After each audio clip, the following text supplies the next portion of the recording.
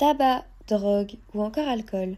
Ce mercredi 6 novembre, c'est la résidence lilloise Albert Châtelet qui accueille l'association Prévention Plurielle pour son bifort hebdomadaire. Focus sur les actions de cette association partenaire de la mairie de Lille pour prévenir les comportements à risque chez les jeunes. T'avais bien peur? Je connais. Tu connais tout? Tu connais? Ouais. Bon voilà. Mais si jamais tu veux du matériel, c'est gratuit, donc préservatif, éthylotest, des bouchons d'oreilles. Le mercredi soir, c'est bifort pour l'équipe de Prévention Plurielle.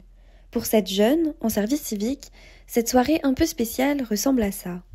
Bah là, du coup, on fait une action au Crous, donc en fait, on va se mettre dans le hall de la résidence Crous. On va prendre une table, après on va installer des petits jeux, du matériel de prévention et on va aborder les gens pour pouvoir parler de plusieurs sujets comme l'alcool, le tabac, l'alimentation, voilà, toutes ces choses-là.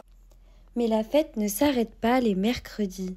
En effet, les déambulations des jeudis et vendredis soirs sont ce que ces jeunes préfèrent dans leur engagement.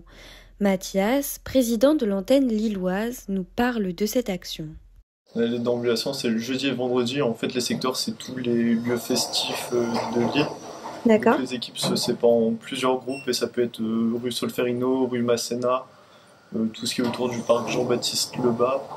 Il peut aussi y avoir Oisem et le Vieux-Lille en général. Et les membres de l'association insistent. Les biforts, c'est pour tout le monde. En fait, on est dans les résidences du Crous, donc la plupart des personnes, c'est des résidents. Mais s'il y a quelqu'un qui vient voir son ami qui habite pas forcément là, il peut venir quand même nous parler, il n'y a pas de souci. Tu dis, est-ce que tu manges avant de sortir, quand tu sais que tu vas consommer de l'alcool, tout ça, c'est un outil en fait pour enchaîner la conversation. Mais quels conseils sont prodigués par ces jeunes engagés pour convaincre leur père de consommer avec modération ?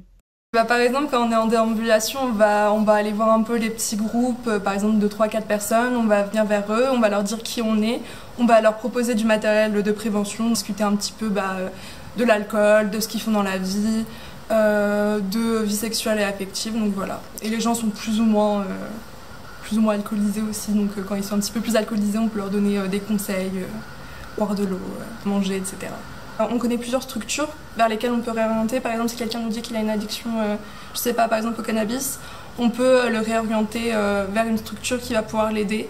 C'est comme quand une personne va nous parler d'un souci, par exemple une personne qui va vraiment pas bien, qui fait une dépression, qui a des envies suicidaires, on va pouvoir aller le réorienter vers un CMP pour une structure qui est gratuite pour qu'il puisse régler ce problème.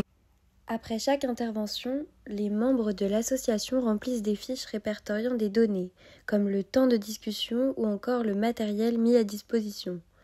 Une pause administrative nécessaire pour maintenir la confiance de leurs supérieurs et de la mairie.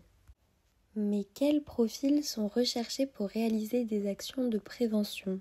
Faut-il avoir une expérience auprès des victimes d'addiction ? Ce jeune, en service civique, nous répond.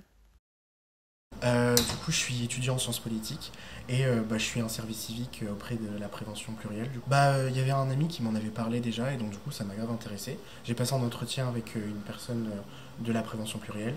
Ça s'est super bien passé et donc du coup j'ai été accepté. Et surtout aussi vu que je suis étudiant, donc du coup j'avais besoin un peu d'argent de côté pour payer mes études et aider mes parents à financer. Ainsi, l'équipe de Prévention Plurielle a pu échanger avec une dizaine de personnes lors de ce bifort. Un bon score d'après les membres de l'association qui trouvent le contact en résidence beaucoup plus compliqué que dans la rue. Une chose est sûre, ces jeunes seront en déambulation chaque semaine jusqu'à la trêve hivernale. Les dates des prochains biforts sont à retrouver sur le site de la mairie de Lille.